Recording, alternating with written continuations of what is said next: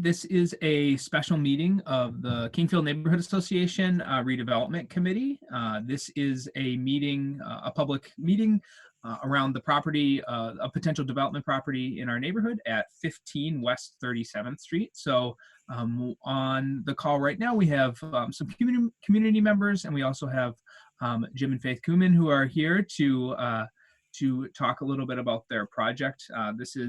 This is a potential development project, and this is part of the phase where the developer would come in and present their project to the community. This is our opportunity to ask questions and have a discussion about the project coming up. For those who are watching this as a recording, if you have any additional questions, please, we will include the Neighborhood Association's contact information in the notes for this video. So if you have any additional questions or want to reach out about anything that you see here or have any other comments, please do that, and we will direct those to Jim and Faith. So now I will kick it over to Jim and Faith, who will do a quick presentation, and then we will have a brief question and answer period, and that'll be it. So thank you guys for coming, and look forward to seeing it. Thanks. Thank you, Chris. I'm going to give a little intro to who we are and who Heirloom Properties is, and then Jim will go into a little bit more about the architecture and the building design, and then we will also go through some of the kind of outside landscape and sustainability features as well. So with that, I'm Faith Kumon. I live in Kingfield myself and have for 11 years. Jim has been here 9 when he joined me when we got married. We also have 2 little boys who are 6 and 4 who love our neighborhood just as much and love walking to Butter and going by this site. My background for work, I'm an affordable housing developer, and so I work on multifamily buildings and supportive housing buildings. So this is what I do for my day job, and as well as some of my free time too. Jim is the executive director of Incremental Development Alliance. You want to do your 2-sentence overview on that? We're a nonprofit based here in Minnesota, working nationally to support small-scale real estate development, and so we focus on 1 to 3 story buildings, a lot like this 12-unit building we're going to talk about tonight. So this is also my day and night work, working on scales of building like this, both here in the state as well as across the U.S. Mm-hmm. So we've been part of the redevelopment committee for a number of years. Jim has been more active than I have. And we've seen a number of proposals come through for this site from a couple of different townhome versions that they were hoping to be affordable. However, the gap for 4 units is large, and it's kind of a challenging size of building to finance with affordable housing funds. And so none of them really came together. And there was one day we were riding home on the Midtown Greenway, and Jim said, what if we built something there? Could we do that? Could we build a small apartment building like what I do at work every day? It's great. It's a great spot. You know, it's a nice sized lot. And, you know, the 4 townhomes idea is just not, it hasn't panned out. Could we do something different? Could we do something that would pan out? So I said, honey, you might be nuts, but okay, let's keep talking. And we started talking to Chris Gatling at Beacon Interfaith Housing, who had been formerly at PPL. And so I've gotten to know him through the Affordable Housing Developers Network. And so we sat down and said, you know, could we do a small multifamily building here? And so, well, he kind of said initially, well, the land's not for sale. However, you know, we should talk. Maybe it might be for sale in the future. And so a number of conversations later, kind of a year or so, over a year passed, but we did finally sign a purchase agreement with them earlier this year to go and develop a 12-unit size building there. So with that, we have since formed a company, Heirloom Properties, that will develop, own, and manage the building for the long term.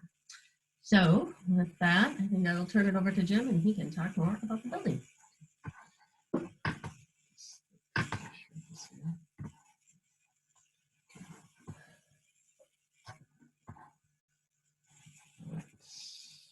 See that hopefully.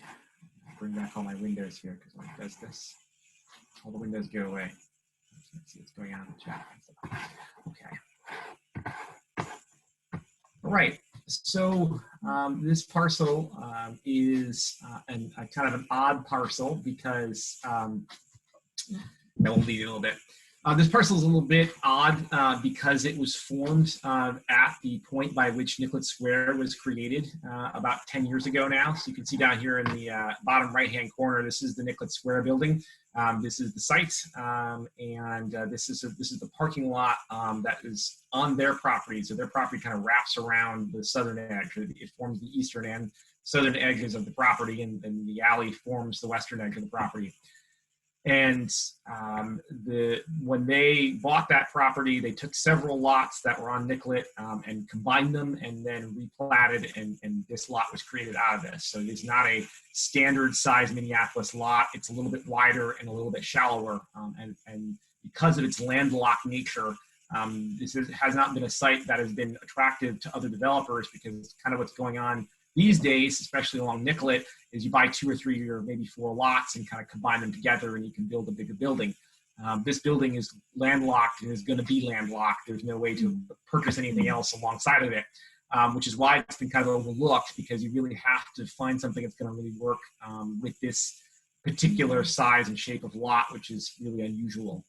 So it works very well for what we were trying to think about doing, though, which was a medium-sized multiplex that would be of the character and size not too dissimilar from the 2- and 3-story walk-up buildings along the southern end of Nicollet, as well as what we see very often along Grand Avenue. And so the exterior of the building here is really kind of a tribute in many ways to the buildings that we love in our neighborhood, that are of that size and scale, and this one's just sort of shaped to fit the lot that is sort of wider, and most lots are kind of skinny deep lots, and ours is sort of wider and fatter and shallower. And so that creates a couple issues that we'll talk about later on because of that shallowness.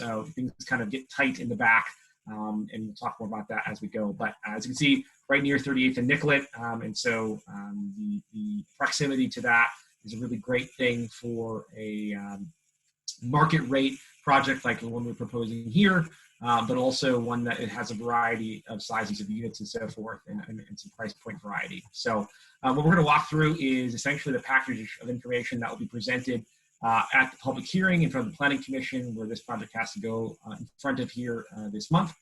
And we just kind of walk through the drawings, and at the end, if people have questions, we also have a 3-dimensional model that we can kind of pull up and talk a little bit about, because I only have so many static images of the building here as an exterior, and it's kind of interesting to look at. So anyways, this is a little bit closer in the site plan. So again, you can see this is the Nicollet Square building.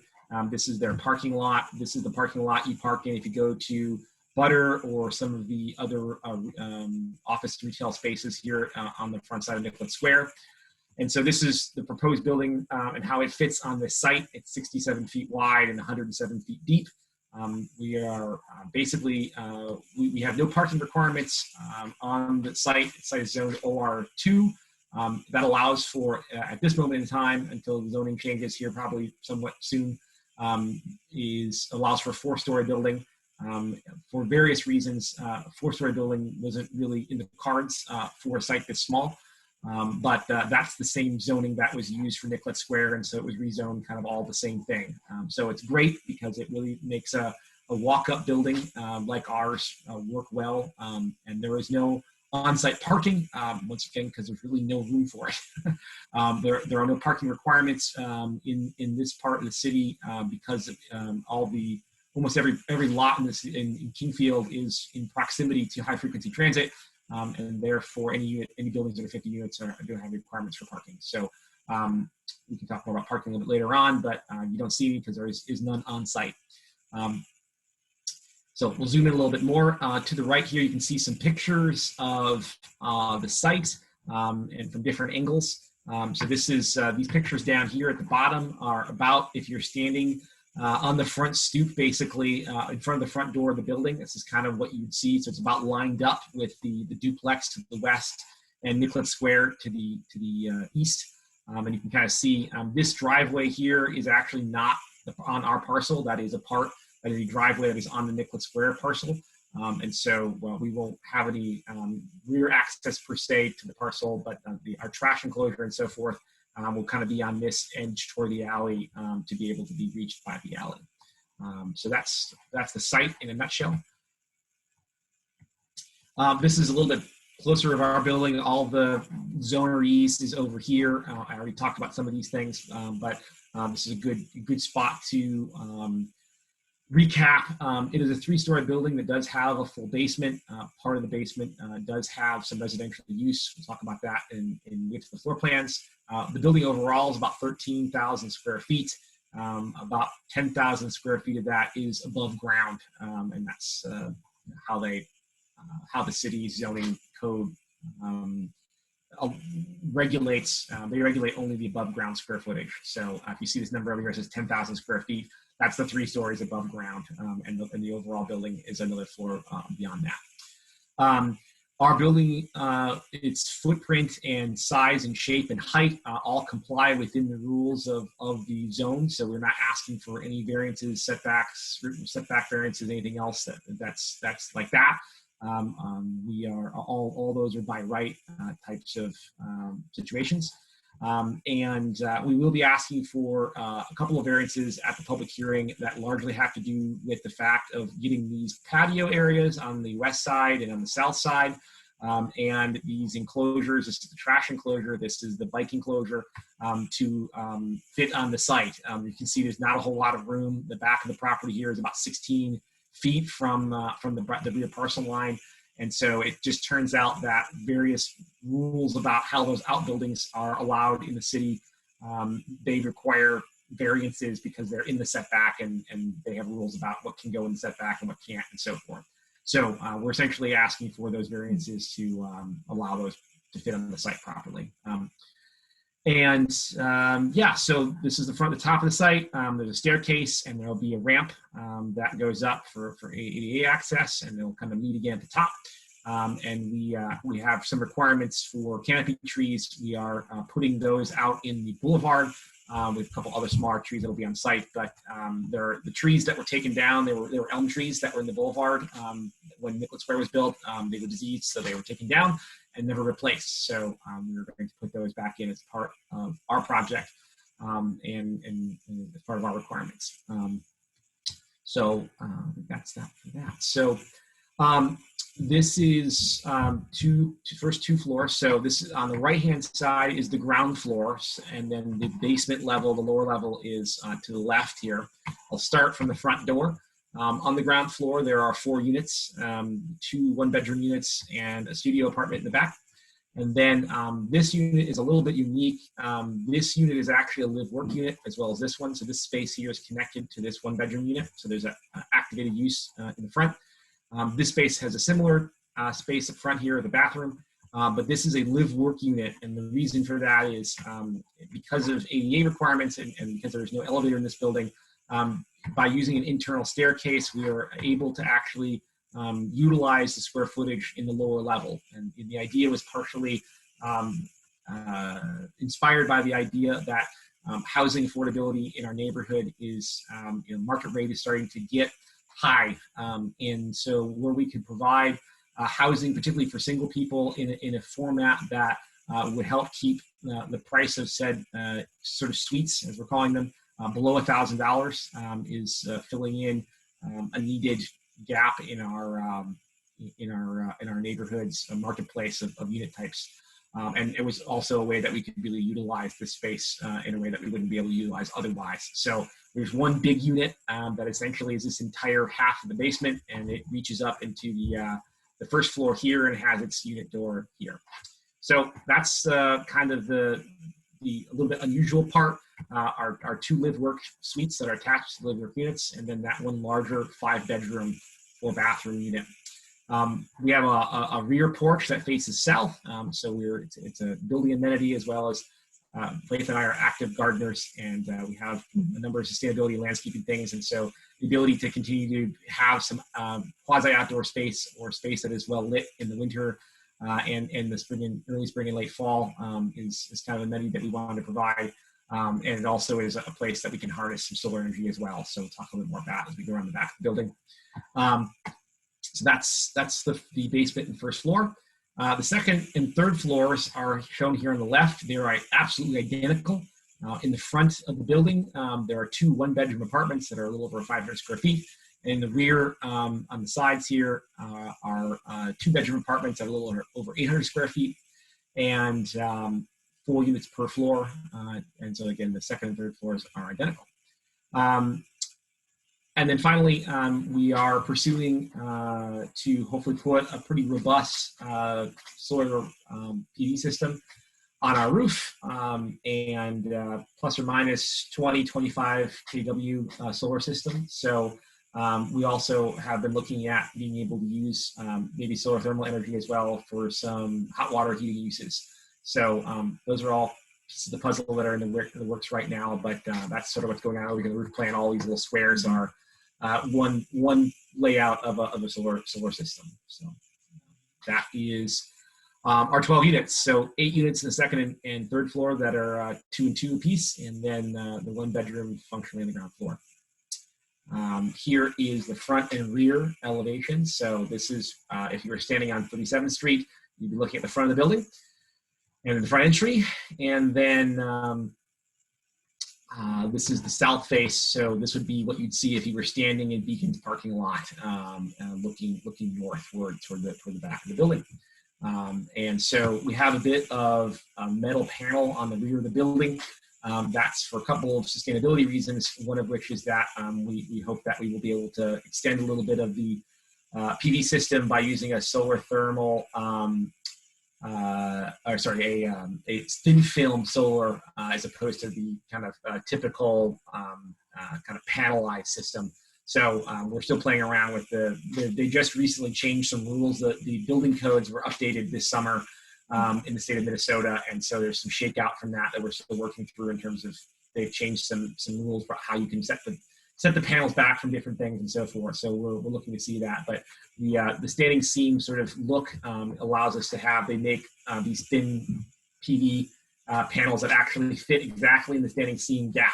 So that's kind of why you see this pattern there. That's literally what you'd see, and there would be a thin film hopefully on top of that.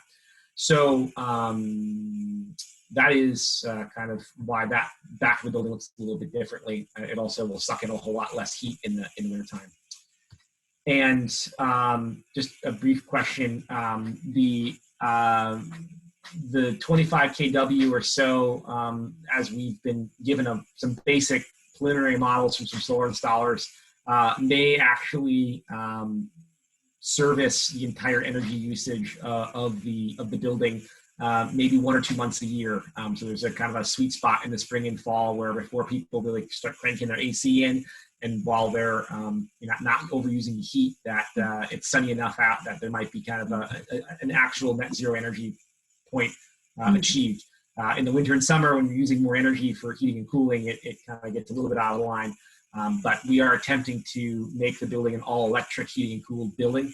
And so that's something we're working through with the engineering side of the equation that we're in the middle of right now. So we'll see how that goes. But again, the front of the building is really, again, inspired by the buildings, especially in Grand Avenue. We live on Garfield Avenue, and so we walk a lot more up and down Grand.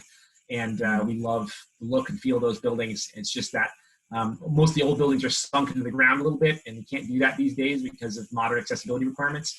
And so, we have to kind of change the look of those buildings a little bit from their older cousins. But our architect's a good friend of ours who's done a lot of great work in DC and Detroit. They have a lot more brick buildings there, and so he really helped us take the initial design and really make this front quite handsome. So, we're also hoping to, unlike a lot of the other buildings that get built in Minneapolis that are sort of the larger double loaded corridor buildings, obviously every one of our buildings is on a corner, and so we get, I'll go to the next slide here. So this is the side of the building that faces Nicollet Square. And so we are actually hoping to have almost 100% operable windows. So we have a combination of casement windows and the slider, the sort of double hung windows, so that we can get a lot of ventilation, natural ventilation into the units. So it is also something that is a functionality of the older units, but with the casement windows actually are a little bit more energy efficient. They just seal a lot better. And so those are also egress windows in bedrooms. So that is something that we're playing with. And we have some windows in our house that actually have this kind of look that has some stained glass in them. So maybe one day we'll put stained glass in them at the inside. This is kind of in the living room area of the one bedrooms up front. So there's a little bit of some of our favorite kind of features from our house and things we like in the neighborhood. Actually, that front facade here, that little overhang there actually is very similar to some ones that we've seen on Harriet. There's like a fourplex on Harriet that has this neat little curved roof. So you got to do it right, otherwise the water gets in. But we see a lot of them that have rotted a little bit because the water sort of sits. But you do it right, it should shed the water. And then these are the window wells that are on the east side of the building that allow light in. So there's basically a double window into each bedroom that is in that lower basement level suite situation. So lots of light getting in there, even though it's a lower level. And then as you can see, we step down the facade. Those of you who've been to the back of the Butter parking lot will remember that there's a big retaining wall that actually hits right in front of here. We might end up actually lowering that retaining wall a bit because our grade will be lower than the back of the existing height of the wall, which is really just there to hold up the current level of the building, which is up here actually. So the retaining wall basically starts at this level and it goes down slightly as you get to the street. So there's about a 30-inch grade change, most of which happens at the front end of the site. So that's why everything sort of steps up, because we're kind of holding the elevation that is most of the site from the back all the way up to about this point, and then it starts to go down a little bit, and then most of it goes down up here. So flipping to the other side of the building, this is if you're standing in the alley, looking, it's the west side of the building looking eastward toward the building. This is the two doors to the one bedroom units. And so we have these these doors so you can get to a patio space on the ground floor. So those units are a little bit smaller, but they have the outdoor access. The units up above are bigger and have the great views. So there's kind of different features for different parts of the units of the building. That's really it for that. Do you want to talk about art? Sure. So this is our lovely trash enclosure. So we did have some kind of stucco wall surface included with that, where we can do some type of art. We're not sure exactly how it's going to work yet, or what we're going to put, but we wanted to just have something that feels a little bit more decorative, that's adjacent to our patio, and also with the bike storage.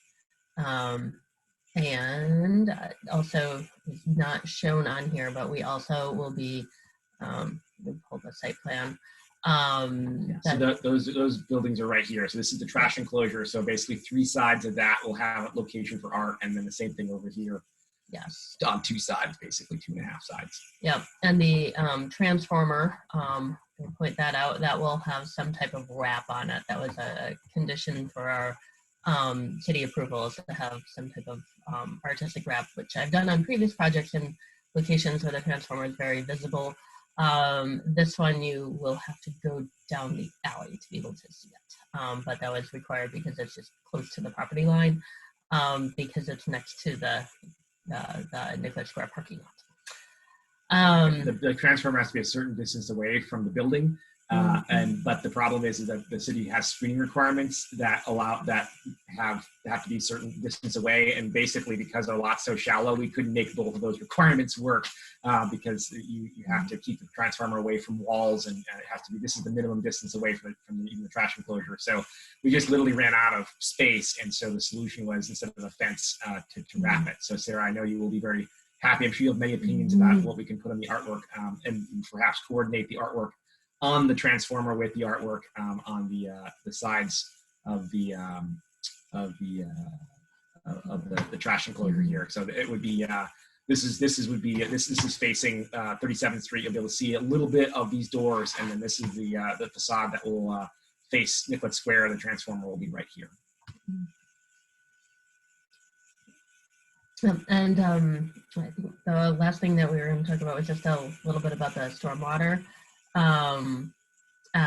We have applied for an MWMO grant. That's a Mississippi Watershed District Organization.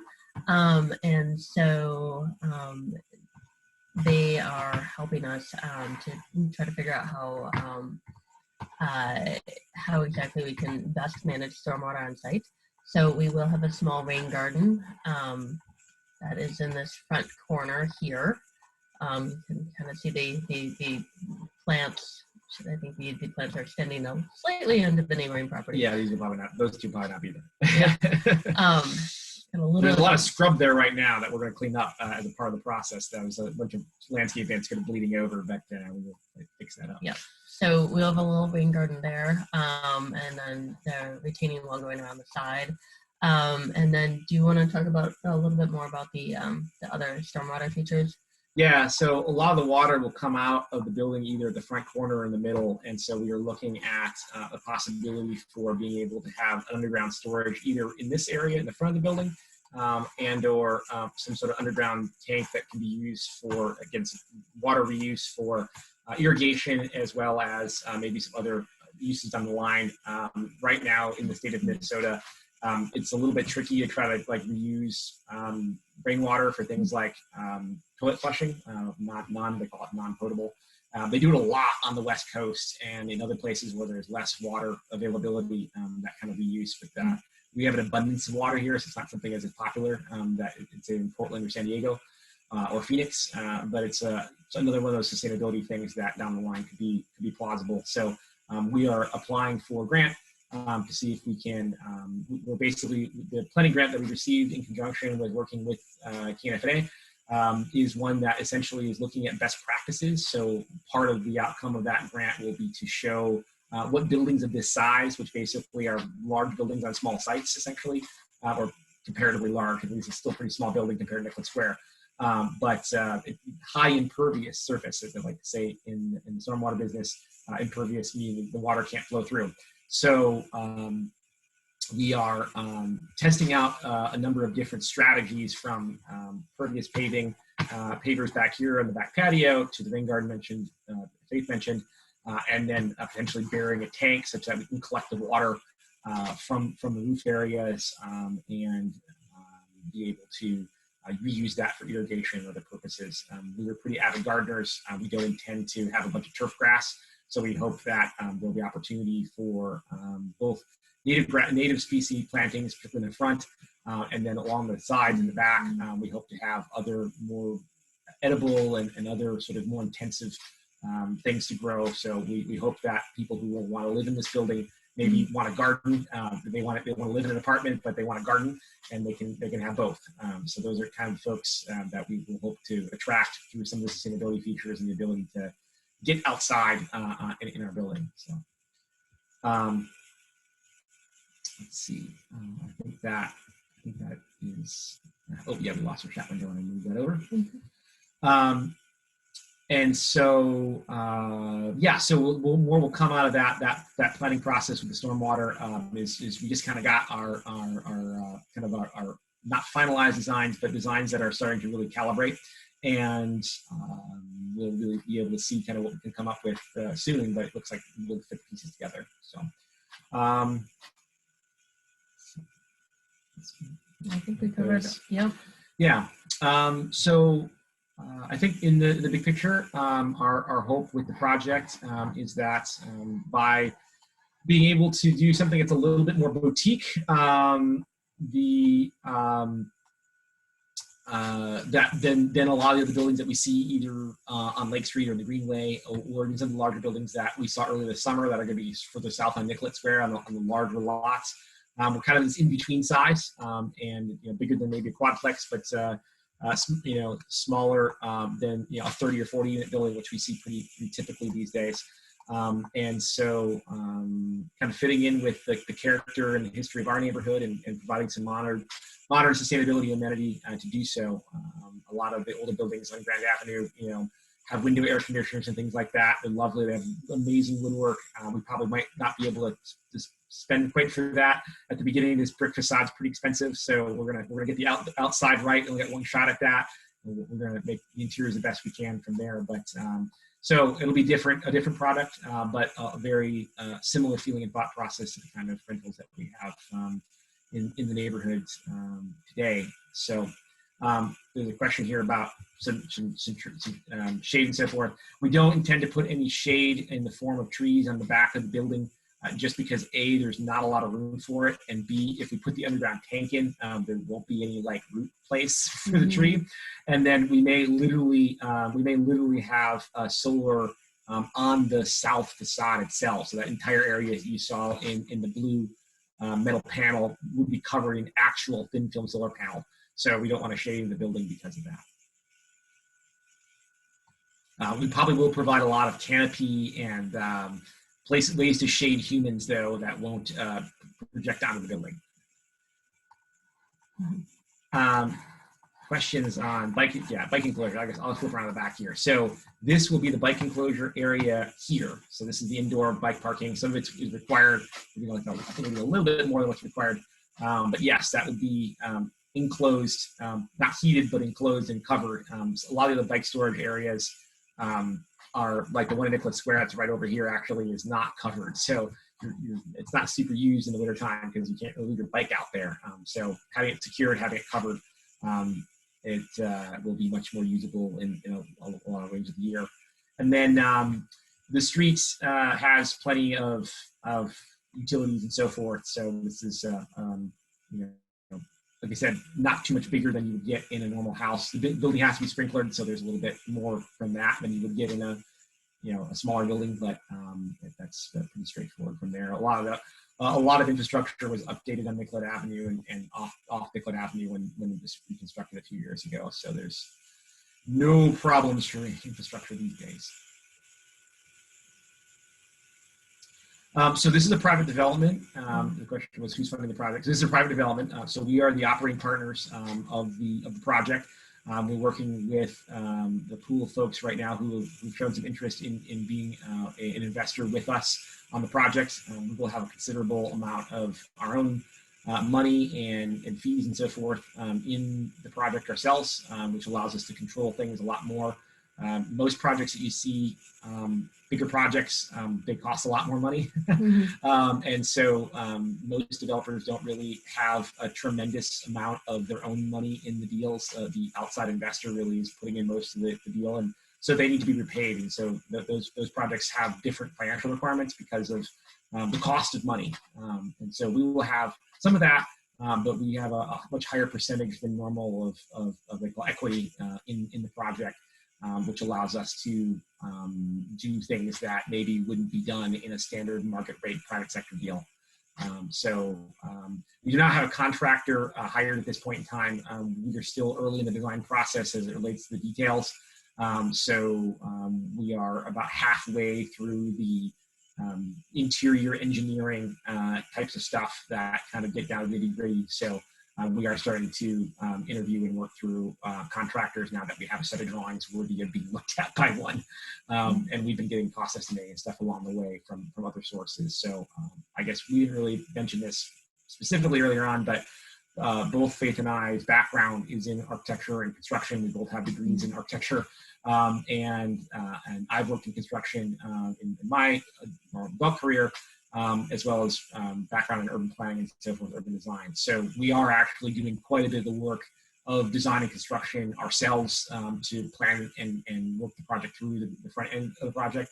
So we're basically at the point now where we have, once we have our approvals here, we have a kind of a very investable project because a lot of those initial details have been worked out. So there's still quite a bit of ways to go. We will not be, I guess we talked about scheduling, talk about schedule.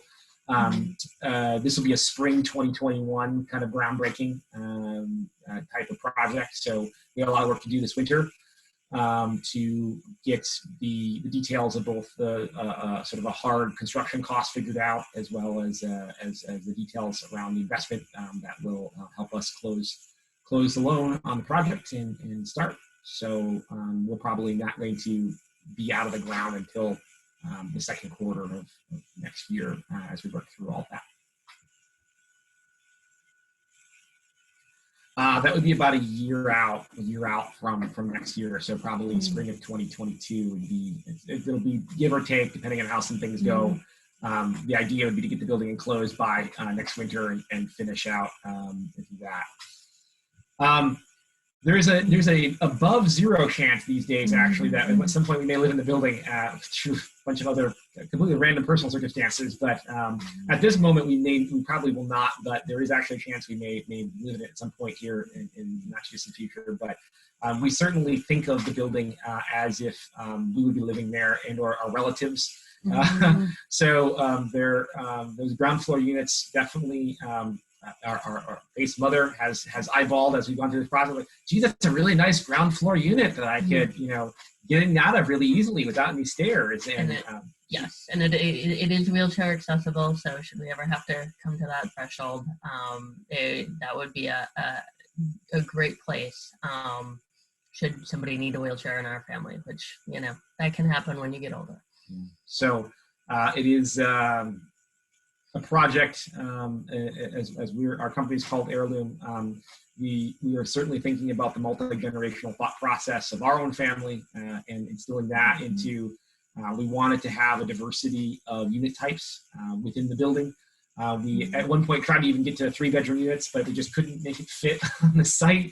It was kind of a real push to make everything fit. And so that is something that we wanted to provide that diversity through the suites in the lower level, as well as the two different sizes, slightly different sizes of 1-bedroom units, and then the larger, a little bit more family size. We do know, and we have heard anecdotally through time here, that a lot of people really want to live in Kingfield. A lot of folks moving in. We literally just had folks across the street from us who moved from Oakland, California. They just moved in like 3 weeks ago. And so people come from other places and sometimes can't find a house right away that they like, or they want to check out the neighborhood. And so we would hope that a building like this would be a little bit more family friendly than the big buildings elsewhere in South Minneapolis, and are more family oriented that sense. But in the reality of things, 1-bedroom apartments are the highest commodity of building of unit type in the city, especially at the right price point. And so we're hoping to be able to meet that price point such that they will be well utilized. We haven't been able to really get any traction with anything with Nicholas Square, to answer your question there, Sarah. So we're hoping to re-engage with them over there now that the project's a little bit further along. But it's hopeful that the price points of the units there, the suites in the lower level, would be something that would be affordable to single people, especially young single people, that might not need a lot of space, want to live in the heart of the city and be close to transit and so forth, but can't afford $1,000 a month. So that's what we're hoping for there. And whether it's folks that came out of Nicholas Square or the folks in circumstances not too dissimilar, that's an opportunity that we can provide.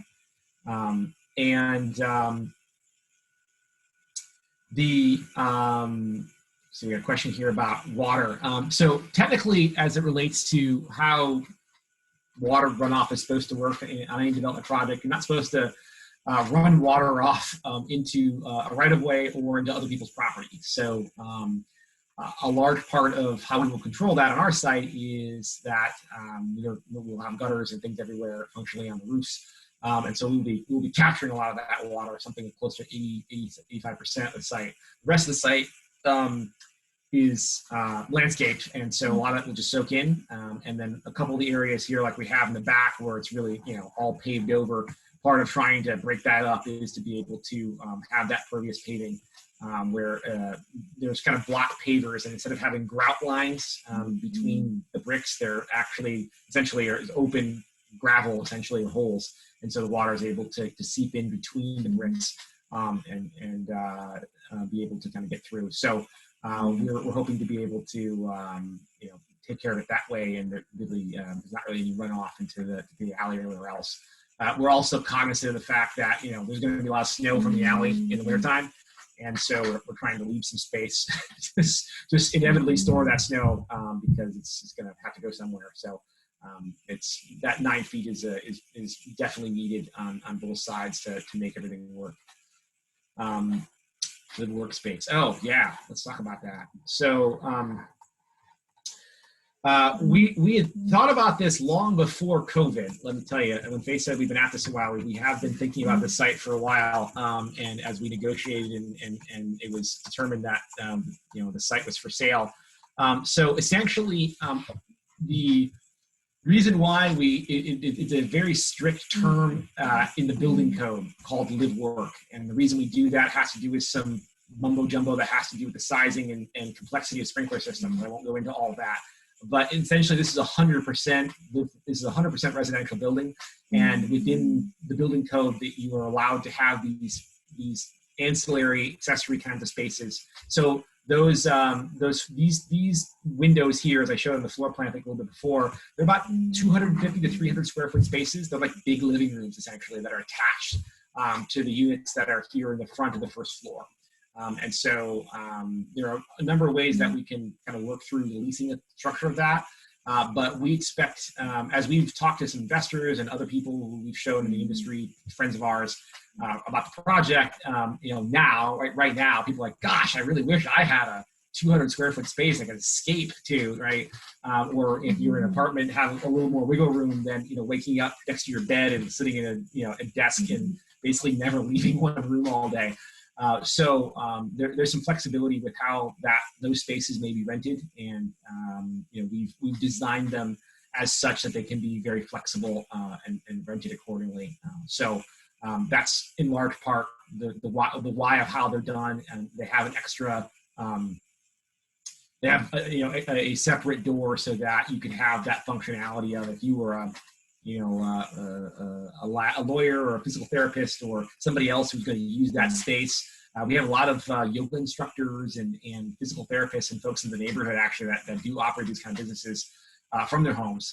And so there's a lot of people. We have a huge home-based business cohort in this neighborhood, and whether it's escaping your house, which I would certainly love to do at this moment, and part of that actually is one of those spaces may be utilized by my day job work, my nonprofit as well. So we're kind of working through that, but very much thinking in that way. And who knows? Hopefully, we'll be out of COVID land by the second quarter of 2022.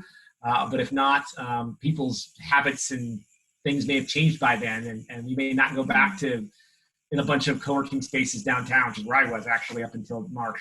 So we'll hopefully that people want to stay in the neighborhood, be close to 38th and Nicola, and want to take advantage of a space like this. So a lot more people, there'll be a lot more people in our city who will be renters. We are already a majority renter city in terms of the number of units in total.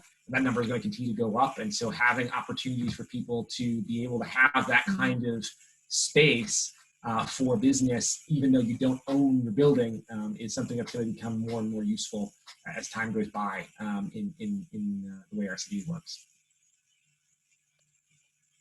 Thanks for keeping up with the chat, guys. There was one question that I think we missed talking, just to kind of explain the basement floor again. And is it a unit that's connected with the first floor unit, or is it a completely separate unit? Yeah, it has its own internal staircase, and that's what allows us to make it legal from a bunch of different building code and accessibility standard equations. So it will be, think of it as like long-term stay suites. They're about 350 square feet. They'll have a a bed, decent sized bedroom. We have a lot of room down there, so big bedrooms, their own bathroom, for the most part, except for the Jack and Jill pair, and then kind of a living space. So there's kind of like a suite. If you go to like a long stay suite. So there'll be essentially a kitchen on the main floor, and there'll be another kitchenette on the lower floor. So multiple refrigerators. So there's a lot of these kind of shared spaces going in, either in as whole buildings or as parts of larger buildings. And this is a bigger trend that's on the coast that's starting to come here as well. So it's also possible that some of that lower floor could be rented out as, again, working spaces for people and so forth. So there's a lot of flexibility within how those spaces can be rented, but it's set up to be rentable by the suite in that sense. So there'll be one suite on the ground floor, and then basically 4 suites below. I think Sarah just posted some other questions. I think we got most of those. The one that maybe we didn't get is there interior bike storage? You guys talked about like the exterior bike storage. It's not inside the building, no. It's enclosed and secure, and it's in the rear of the site. Is there any? We'll have some bike parking up front too for guests that'll be kind of in this area. Is there any storage down? Is there any storage in the basement? Oh yes, we will have storage for the residents. There's a 400 or 500 square foot space in the basement that will have secured storage. That's it's actually right below here. It's in this section of the basement on the back side of the building. So it'll be accessible. Awesome. One of the questions I had is less about your project and more just like, I think this is something that we've heard a lot of people like pining for, right? Like when we've seen apartment buildings, especially the sustainability and the thoughtfulness that you guys have put into that. What would be your recommendations for like how difficult is this to do, right? Like how difficult is it to coordinate? Is this a dollar situation or is it a thoughtfulness situation? Like thinking about water, thinking about energy, thinking about all of this. Maybe just talk to that a little bit about, and like, what are the points that we can push on developers going forward to say, well, you're saying this, but hey, look, there's this project here that did this, and this is how they did it. So. You should start. Okay, so I will say there is some specialness in Jim's head where he gets really, really, really excited about this, and I don't know that happens for every developer, but the passion for solar details that I learn about as I cook dinner every evening is really incredible. Same goes for the stormwater as well. So. I think that there is some of that at play. It does take some extra work to really track down how you can possibly maximize solar on your roof by asking 3, 4 different installers to work on your layout for you. From very, very early in the process, yeah. Yeah, and so the roof layout was really kind of a result of asking the same questions over and over and over until you get the kind of convergence from multiple installers on how you can maximize that. So there is I'd say that the passion for the sustainability features is really important to really keep after it. And I'll say I just don't have quite the technical knowledge on some of the solar pieces to be able to track it as well as Jim does. So I'm thankful for my counterpart here and being able to really do that. I'll be taking care of the plants. That's my business. And I care a lot about them. I started at Foxwoods. I still love doing that. So I think that the landscaping features, that's going to be more in my court. This is our drawing. We got yes. the first sketch. We were working out our first sketch of the rain garden here. So yeah, so I think the integration of water and energy and where's the water go. There are some funny things that happen along the way to reaching. We've been using Green Communities Living Building Challenge. I'm a LEED accredited professional from way back in the day, 15 some years ago when I lived in the West Coast and everybody was taught about doing green buildings. And so one of the challenges that's we sidestepped is that because it's us and our time and our dinner table conversation, that we're able to take on the research that otherwise most folks without that kind of background would have to pay someone to figure out. And it's, you know, energy models and other things that happen with building technology cost money. And we've been able to, by doing some of this other work ourselves in the project, be able to have more flexibility in how we spend our limited budget, because our budget is not, our actual budget for what we can spend to hire other people is not infinite. But because we're in the industry, because we know folks, we've been able to accumulate a lot of knowledge and find some things out. But I will tell you that as we've tried to do certain things with this building, that it's not being pursued, because even as we work in other places like Chicago, or like we've been talking to other people trying to do projects like this, and there are not a lot of like really straightforward answers. And so paying somebody to find all those answers for you is probably really expensive. I have no idea how expensive, but I would not want to know how many hours I've spent thinking these things through. So at a dollar per hour rate. So and if I'd hired myself to do this job, I lost a lot of money a long time ago. So I think that part of what we're doing with the stormwater in particular was we're hoping to actually create a little guide of here are 3 or 4 or 5 stormwater related tools that are roughly sized for X, Y, and Z, and to be able to, it's about prescriptiveness really, like, hey, try this, or hey, you know, have this much exterior insulation in your wall section, you know, to get a really good thick wall that's going to have a lot of, you know, good energy performance, right? We're looking at windows that are probably a lot more efficient windows than probably any development in Minneapolis. So those are things that, you know, are decisions that we're making about the exterior of the building that as long-term owners make sense. We are gonna, at some point, with these investments in water capture and reuse with solar types of systems, there will be a payback, but it's a patient payback. And so this is a project we're in for in the long run. And because most multifamily buildings at a certain scale that get built, you know, are sold to somebody else, that long-term payback is not really valued. And that's why you don't see those decisions being made. Oh, awesome. That makes sense. Is there any other questions that anyone has? I just saw one come in. Yes, Sarah. This is. I'll start this conversation. And Dan's on the call here. So Dan was out with us before the snow flew again. In between the snow flyings, we got in a little site visit with the folks from the watershed. And I'll send some stuff to you all that we got going now. But we have been scheming to figure out if we were able to get an underground tank somewhere that we'd be able to have an outlet, such that we're hopefully being able to figure out a way to put some above ground, like seasonal gardening in the rear on the patio. So stuff that we can roll around or put out there next to the transformer or whatever, and use that. And then the whole east side and anything up front here that gets some light, as well as the boulevard, is like fair game for gardening. And so there is going to be some space in the back here. I think this little bump out is going to be kind of a place we can use for tools and so forth. And hopefully that we're working with Dan and we'll be working with Beacon to talk about, we may be able to capture more water certain parts of the year than we need to use on our own site. And so being able to, these poor trees on Beacon's property are stuck in they're kind of landlocked in a way that they don't get any watering, and they're very, very undergrown for being 10 years old.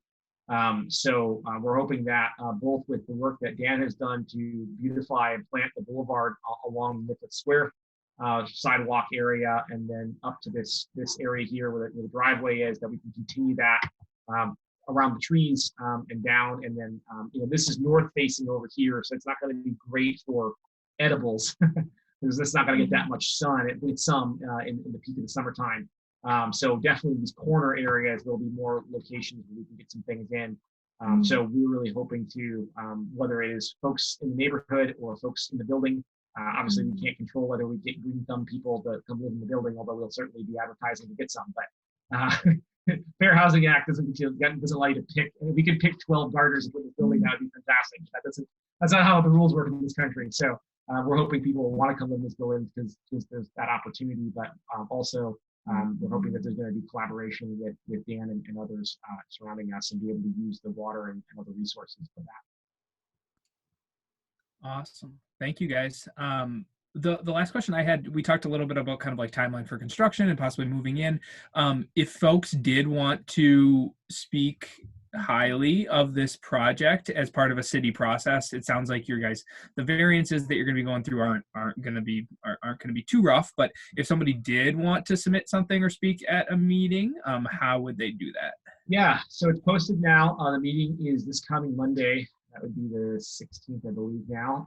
The packet is now posted on the Planning Commission's website. So you can check that out now. It's basically what you exactly just saw. It's literally what was sent in. And the staff report is in favor of all the variances. And so one of two things will happen. The agendas in these, the agendas are long these days. A lot of stuff the Planning Commission is going through. So one of two things will happen. When there are no when the staff recommends all the things that are happening on a project, sometimes the Planning Commission will look at it and say, nothing to see here, and they'll put it on the consent agenda and it just never gets discussed. So when you go to the website, two things, you can actually sign up to testify, and it gives you two options. It can say, if they do decide to talk about it and someone will present on it, the staff member will present on it first and talk about the project briefly to the commission. You have the option to say, well, if it goes in the consent agenda and you're for it, they're just going to approve it. So you don't need to speak for it. But if it does get brought up in hearing, you can actually check the box that says, if it's on the consent agenda, I won't speak. But if it does come up in hearing, I would happily speak, on behalf. So that's how it works. And so if you have some comments on the project, if they're positive, we'd be really happy to have you join. But in any case, if that's confusing to you, that's what that means, because they often quite do, because they have 12 or 14 things on the agenda, and they don't want to have a meeting like they had Monday night talking about the new zoning code and be there for, we had a 6-hour meeting on Monday night. So I'm guessing this week we're going to try to keep these short and sweet. So we may not actually come up unless someone is there and does want to testify. Anybody who does want to testify can always, they will open up the public hearing to talk about it. That's what the form is there for. So even if it goes in the consent agenda, it will only go on that if there is no one to testify on its behalf either way. So if you want to testify, it will absolutely entertain you and take your comments. Awesome. Great. If there are no other questions, if you have any other questions, I guess if there's any other questions or you want to talk with Jim and Faith further about the project, I'm sure that they would like to talk to, they would be more than willing to talk to you about it too. We can kind of facilitate that. As I said in the beginning of the meeting, we'll put our staff contact in the description, and if you want to reach out to Sarah, she can kind of pass on either contact or questions that you have. And I would encourage folks, I think this is an awesome project. I think it's really great, and I think it's I'm most excited about the example that this sets, and that's kind of why I asked that question: is how do we encourage more of this, and how do we have something to point to, right, in the near future that says this is a really great project. It's so, yeah. So I guess unless do you guys have any closing arguments you'd like to make or closing statements you'd like to make, I'll leave it to you. So well, yes, Chris, I think once it's done once, it becomes much easier to replicate again in the future, because there is something to point to. So hopefully that it can be a good example that can be replicated, if not by us, by others. Yeah, and I think part of it's, this building has some unique features because it's a lot in sight, but I think part of what we're trying to uncover here is the strategies and the thought process that can be shared, and that will definitely come out in the stormwater work for sure, because we're under a grant to do so, but even the other pieces of the puzzle and the integration of many different strategies put together. So it's something that I've been hoping to do for a long time, to be able to show what's possible. And so we got a ways to go yet, but we're looking forward to, particularly as we get into talking more about the landscaping, gardening, and the arts. I know we have some artists on the block, and we've done some outreach specifically. I did a bunch of door knocking on the block. So those of you who maybe are catching this later, happy to reach out. You got some information on what I left you, so feel free to reach out to us individually. And if you are a neighbor right nearby the site, and we'd be happy to answer your questions and things further that. So We got some more questions too. oh yeah, so we were working in collaboration with the neighborhood association with NWMO for a planning grant. So it's a very small amount of money, which is basically all going towards hiring the engineer, which was $10,000 of work to do the engineer and to create some educational materials that we'll be able to share with other developers and other property owners. So that was what the grant was for, to do the educational materials. And then from that, we are pursuing a different grant that is about implementing planning grants. So we've kind of submitted the first go through on that. One last question here about rents. Our rents are basically between 68 and 100% AMI. That range of folks is different by unit because of how everything's calculated, but we're looking for kind of workforce housing. Two-bedroom units are a little bit more of a premium in our ecosystem of buildings. Again, they're usually meant for families and or maybe two roommates, and so you have two incomes most of the time in those kind of buildings. So we're trying to keep it that low. This is by no means a luxury project. That's kind of what we're hoping to be able to hit those marks. I know we're gonna close up here as well. So after we close out the official part of the meeting here, if anyone has any questions, we can sit around. Yeah. Awesome. Well, I say we're a little bit past an hour, so I will thank you guys for coming. Thank you so much. Look forward to the project. And again, we've kind of talked a lot about different ways that people can still get involved and still reach out. So please do that if you're on the call right now, or if you're watching this via the recording. So thank you again, and we will end the recording now. And thanks again.